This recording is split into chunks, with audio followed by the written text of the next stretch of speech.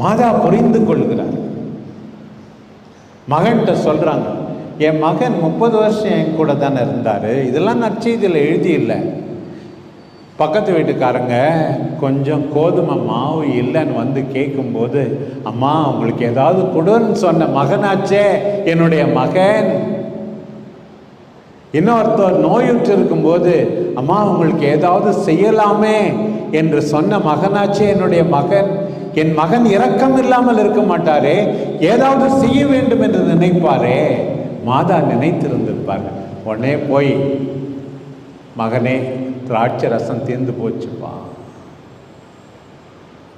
வேற ஒண்ணுமே சொல்ல, நீ ஏதாவது உடனே செய்யன்னு சொல்லலை, கட்டளை கொடுக்கல.